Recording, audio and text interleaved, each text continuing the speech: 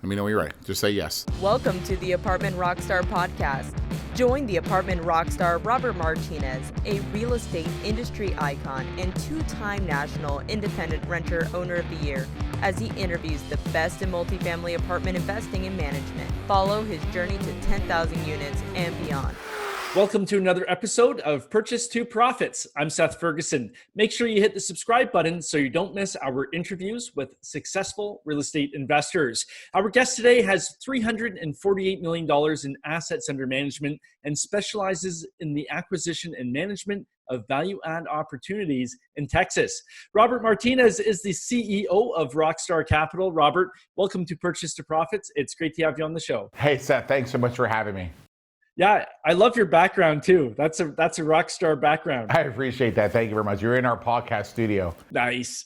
So let's kick things off. Tell us about your real estate goals right now and where you want to go with real estate. So right now we're currently at $360 million in asset value. I manage 21 properties across Texas, 3,700 plus. Our goal is that by the end of the year, we want to get to $500 million in asset value. Next, we want to be at $750 million in asset value. But we're trying to get to 10,000 units. And we want to document our journey along the way. Yeah. Well, I apologize for shortlisting you by $12 million. Oh, it's okay. I heard that. I didn't know what to do. It was 348, but we had to reassess at the end of the year. So I just didn't get a chance to update it fast enough. That's great. And I'm always interested, some people talk about goals in terms of dollar volume. Some people concentrate on units. You've got a bit of a mix. Why are you going with the mix rather than just one or the other? Well, I focus on cash flow. I want to buy income-producing assets that will appreciate through enhances in operation and also through the normal ownership period, the inflation rate and everything that goes with that.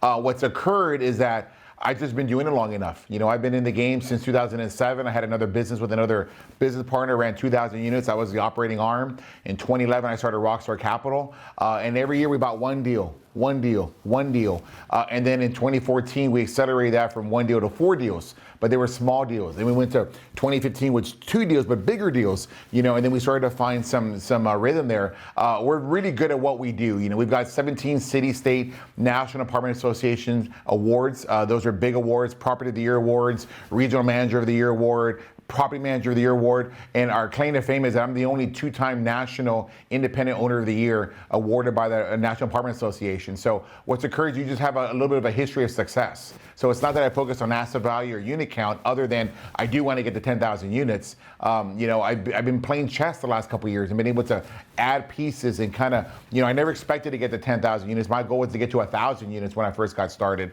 And it's just what's occurred is that you just get really good at it and it turns into a lot of fun. And you just don't want to stop. This is my life calling. I used to have a job that I didn't like, but I was good at it, and I made X amount of money, and that was okay. But it's amazing. You always hear, from people that you should find something that you really love to do, and the money will come.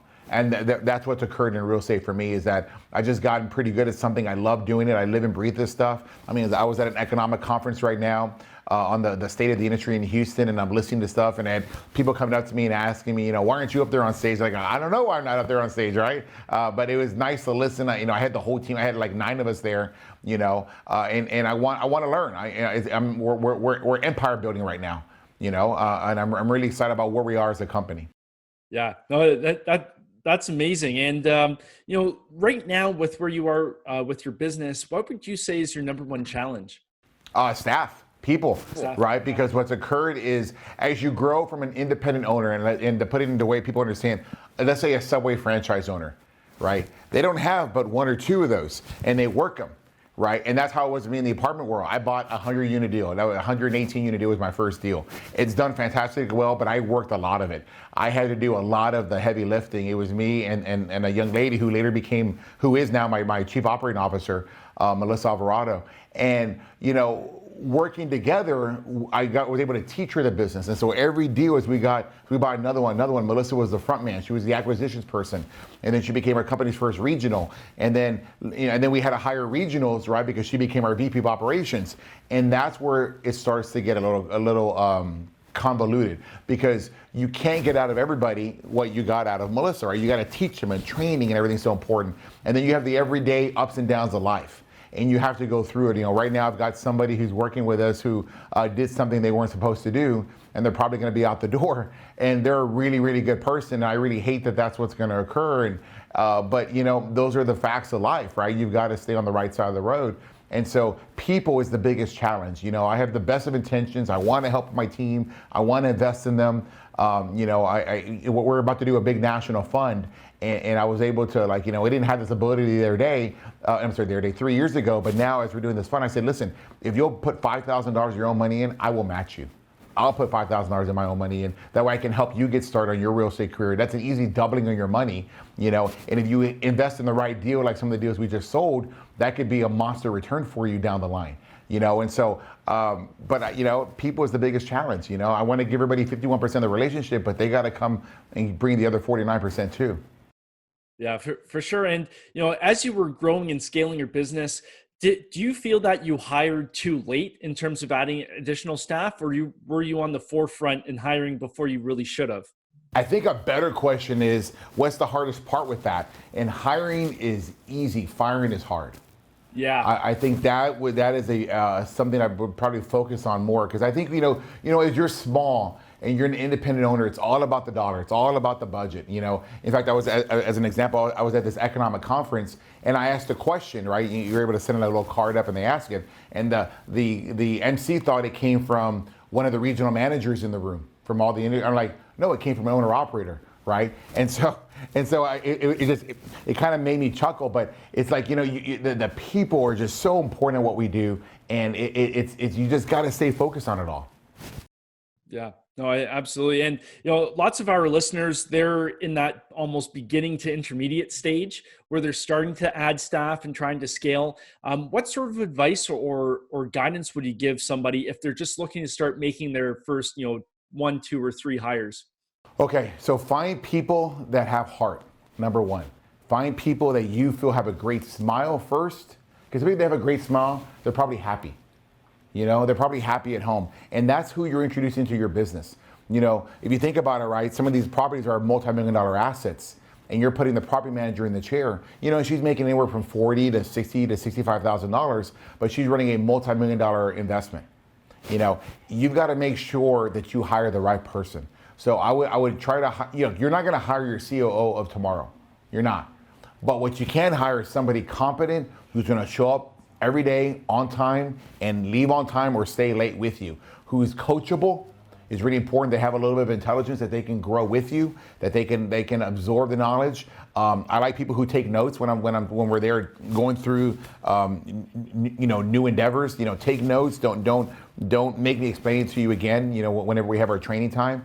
But having heart's a big deal, right? I want someone that I know when it gets tough, they're not going to walk away from you. They're not going to run for the hills. They're going to stay there and they're going to figure it out with you. And I've got several like that. Especially in a small company, you don't get to hire the best talent from the big companies because they'd never come to you and you don't have the budget for them, right? It would come out 100% out of your pocket, and you've got to live too, right?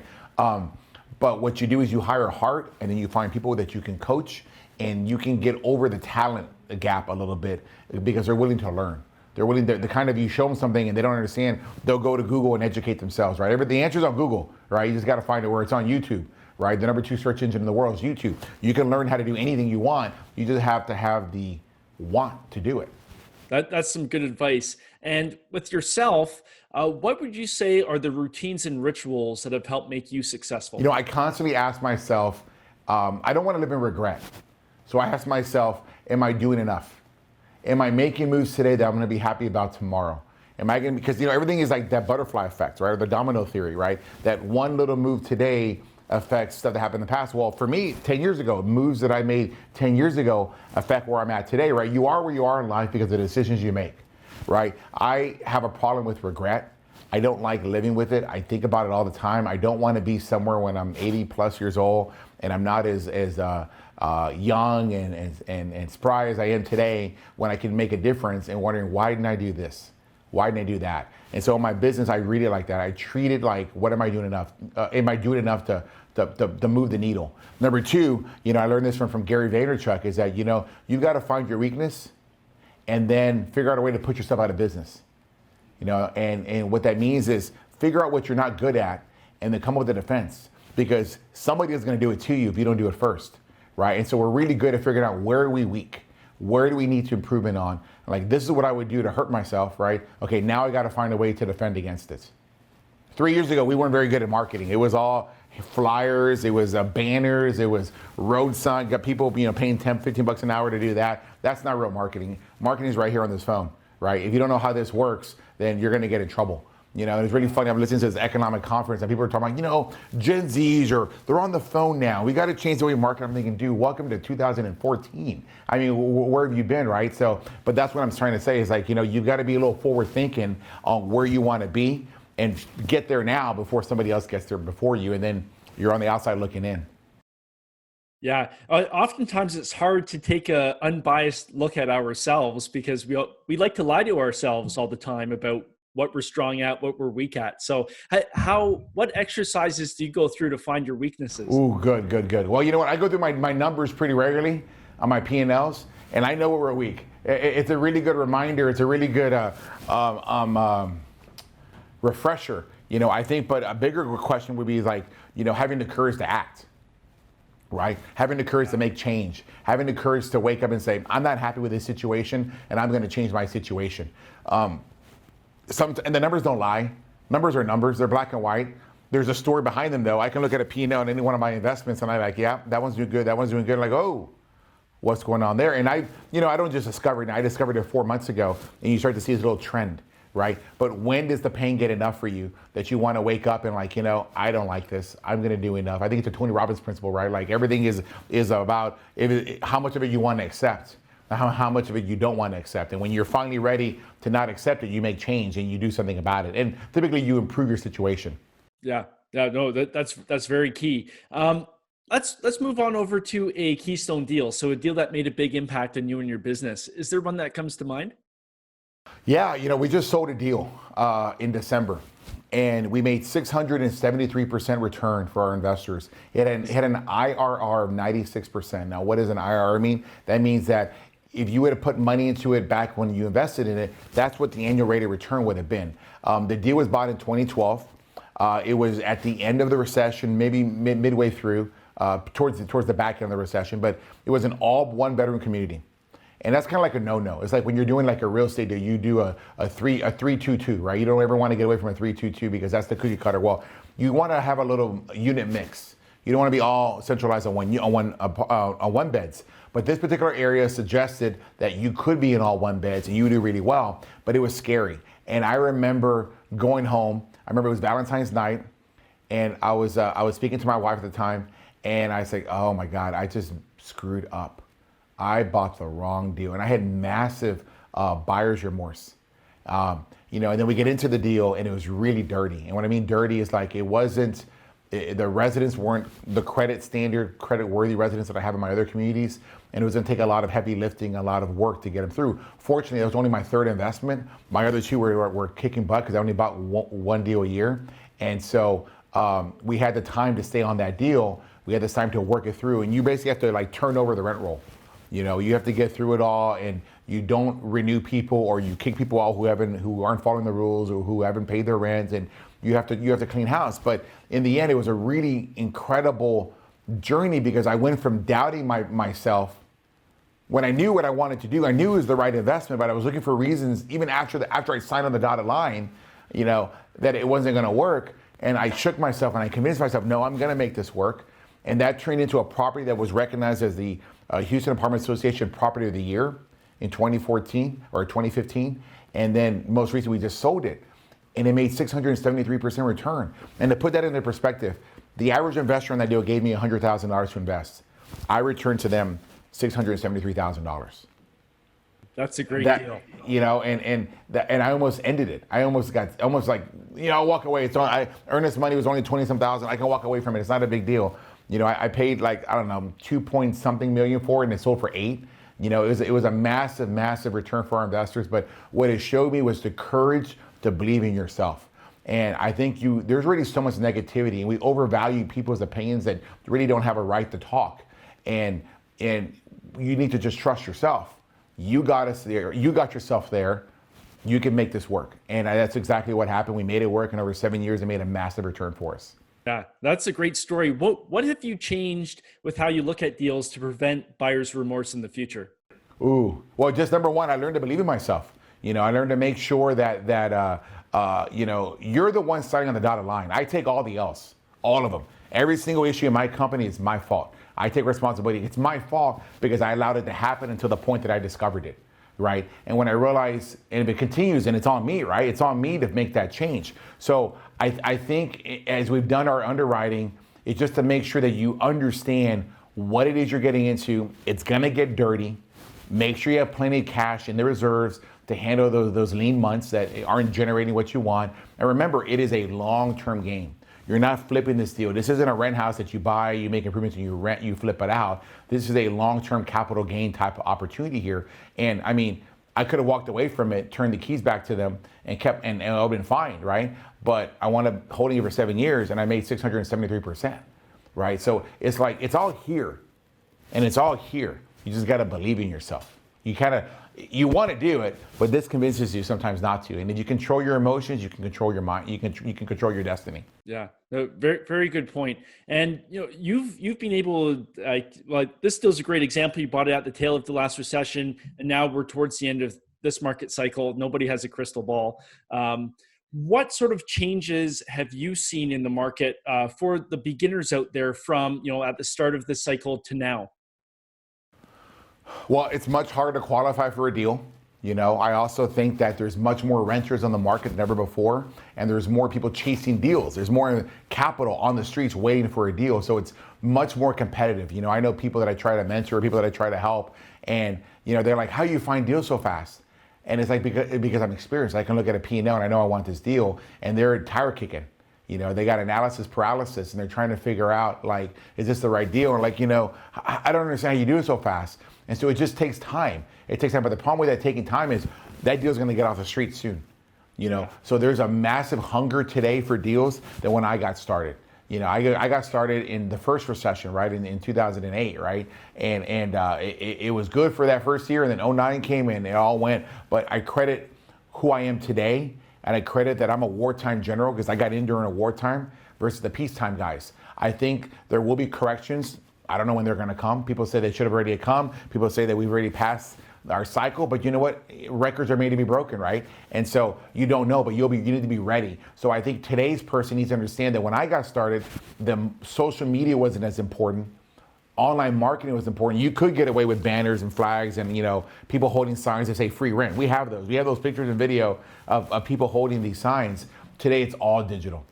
3 years ago I didn't have a marketing group. And today I have a production team, I have a writing team, I have a digital marketing team, and there's several $100,000 of overhead in that group, right?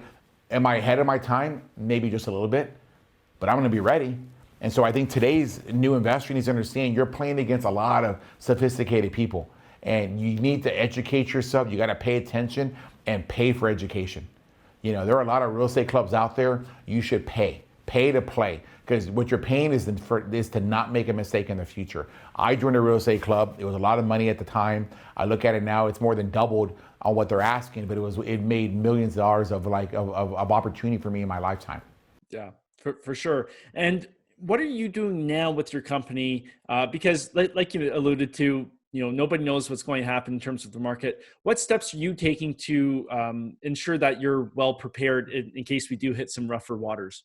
Well, number one, we're making sure our reserves are very, very fat, which means I have to cut cash flow a little bit, right? We're making the money, but I got to siphon it into the reserves, and I got to let my investors know that, hey, we're going to take a short-term dip on your distributions, but the money's there. And it's there for a rainy day, because if something does happen, we're gonna be ready to go. Number two, as I mentioned before, I've invested in my marketing team significantly, and we're continuing to invest in it. People buy from brand. Is this the best coffee I ever had? No, but it's the best known coffee, so there's Starbucks in here, right? Why? Because Starbucks does a hell of a job branding themselves as the best coffee. But there's plenty of great local coffees out there. You just don't know about them, right? So everybody has a brand. Some are just more well-known than others. And you need to remember that. So you survive a recession, you survive a downturn by being known and not being unknown. Don't be obscure, be present. I was at this conference today, as I mentioned, and I had multiple people come up to me and say, hey, you're that guy from LinkedIn, right? It's because I put a lot of content on LinkedIn, and it's, and I went to a conference in Orlando last week, and the same thing. People are getting the brand to be known. And it goes against the grain with what mom and dad say, right? They say, oh, don't talk about yourself, keep quiet, keep your goals, whatever. And I can say, there's been a little bit of negativity at times, but there's been a lot more positivity, right? So what do you want to overvalue? Overvalue the negativity, or you want to overvalue the positivity, right? At the end of the day, you're moving the needle in your life, you're getting known, and you're getting your company ready to go in case there is an issue. Right. Yeah. And again, we talked about peacetime generals, wartime generals. You can sit there and be quiet and obscure. I'll make a lot of noise, but you're going to know who I am. And chances are the prospect and the renters are going to know who we are too. And they're going to come and want to live with us. Yeah, absolutely. And you've made it when people start hating on you, right? Yeah. So it's funny. It hurts a little bit, but then you get used to it and you're like, well, it's okay. Yeah. So what sort of advice would you give somebody who's starting out in real estate today in terms of building their brand? Okay, building their brand. Well, number one is I would document what you're doing. You see a lot of those memes where you see Jeff Bezos sitting in some little office, the head of Amazon, and now he's got this massive company, right? Or you've seen the Facebook movie, right? And you see how Zuckerberg was there. Document your journey. And it starts from there. Document your journey. I think you should network with people. I think you should try to send emails to podcasts and see if you can be out with them or you can watch their podcast. Just absorb and learn as much as you can. Then when you're ready to buy a deal, right, you've already got some knowledge, right? Because so-and-so is there to help you. So-and-so over here. You're not walking into, the gunfight, the gunfight with a knife. You have some ability. You have some resources to call on. And then I think you need to make sure that when you go and buy your first deal, you buy the right unit count. And that the right unit count is the biggest you can get. And you always say, like, you buy your first house, I'm sure your parents told you, buy bigger than what you need. Because you'll grow into it. You're like, well, how am I going to handle that payment? It's the same thing with the apartments. Buy bigger than what you think you can do, because more units is better, right? More units gets you a better manager, gets you better help, gets you more opportunity, a marketing budget. A 300-unit property is going to spend the same $1,500 on apartments.com as a 100-unit property. It's just easier for them to absorb. And they're going to get the same value. If it generates, leasing activity, well, they have a whole lot more units to lease, right? And over here, you only have a few, right? So you might get full and you wasted your money. So I think buy the biggest you can so that you can get more help and have more options. Yeah. Do you wish you went bigger sooner? Absolutely. Absolutely. My first deal was 118 units year one. Second deal was 126 units year two. Third deal was 108 units year three. Fourth deal was 160 units, and then we started getting bigger. But now that I've got 21 properties, right, I have to pay attention to the 118 unit deal, just like I have to pay attention to the 256 unit deal. It's the same thing. I have to have a regional that I trained, that goes to our classes, that has the same overhead, and they're going to spend the same amount of time here as they are over there. Wouldn't it make more sense that they're wouldn't it make more sense if they're spending time at properties that are equal, right, and generate more income for you? And have more opportunity, right? Because that overhead has to get paid, right? And so the smaller deal gets hit a little bit. Small deals are great if you're gonna run it yourself and you're gonna keep it close. But as we grew, my thought on what I wanted to do in my life changed. And so I love those small deals because they make a tremendous amount of money. They get the benefits of what we've learned as a result of the bigger deals. They're also like a training ground there. They become like a managers there, so they can later become a manager at one of my bigger sites. But in the end, I wish I had gotten much larger earlier. I could have gotten the same benefit and had more opportunities. Yeah, for sure. And it all goes back to believing in yourself, like you said, right? Believing. And that's what it was. I didn't believe in myself. Yeah. You hit exactly. I didn't believe in myself. I thought that I was only good enough to do 118 units. I could have done the 200, but I was scared. I was scared because it was recession. I was scared. Oh, it's a lot of units I have to lease up, and it was because I also had a little fear, right? Because I did have a second life. My first life was my first partner, and I had a 384 unit deal, and it was during the recession. It literally was 30 in, 30 out. 30 move-ins, 30 out. And that kind of scars you a little bit, right? And you're like, man, I remember that stress, the gray hairs I got from it, just having to keep up to stay status quo. But I still think you should do bigger. I think, and I would have understood that more units means more income coming in, that you can have more options, more resources. That makes your company better. Yeah, good advice. What sort of impact then has real estate investing had on your life, on your lifestyle? It's been a game changer. It's a family tree changer. You know, the kind of conversations I have with my children in my car are very different from somebody who doesn't have a real estate portfolio. You know, because they understand what I'm doing. We talk a lot about work, and they hear me in conversations on the phone. You know, I never expected to be in the position I'm in. I'm very blessed and grateful for it. I thought I was going to go buy a couple, 3 rent houses. And next thing you know, I never did that. I wound up going straight into apartment complexes, and it was the best decision of my life. You know, I have a friend that actually went into the real estate club to learn this with, who didn't want to pay the fee and walked away, you know, and his life is completely different than mine. You know, and so life is about choices. Life is about the decisions you make, and you know, you're playing for tomorrow, and you're constantly playing for tomorrow. Yeah. How do you broach the subject of real estate? You mentioned your kids ask you questions all the time. My little guy is 3, so he's still a long ways away. But I'm worried as a father about overloading him, and then he loses interest. So how have you done it so they're actually asking questions? I don't know child psychology at all. My kids are super into games and Fortnite. We're big into club soccer, and they play a lot of that. But as they grow, they find their own maturity, and they understand the rental game. They understand what it means to have a quality tenant, that that the renters or that we take care of, provide the lifestyle that we have. They understand it's important to keep them happy and make sure that they don't leave, because all the money you make in real estate happens when people renew, not when they move in, right? They understand those concepts, but they also have other interests. And I think you don't force feed them. You just talk to them a little bit and you give them a little lesson. I swear to you, your dad, they're hearing everything you say and they're remembering it. My kids will be there on doing something, and I'm having a conversation with someone else, and they're listening, they're multitasking as they're playing their games or on the conference calls. And then next thing you know, they're asking me about it when we hang up. And it's crazy to have a business conversation with your kid. I mean, I promise you, you've got a 3-year-old, you do not know what it's going to feel like when he starts talking to you about business. It is the most amazing thing. And then when you get a text message from one of your children that says, "Dad, I hope I can do what you do one day," is the most heartfelt, tear gushing kind of experience. And it will come because they see that you're so happy about it. My dad worked for a company called Whataburger. He worked there for 40 years, and it's here in Texas. It's a family-owned business chain. They just sold to a big national company, but for 50, 60 years, family-owned. I wanted to go and work at Whataburger when I got older. Why? Because my dad worked there.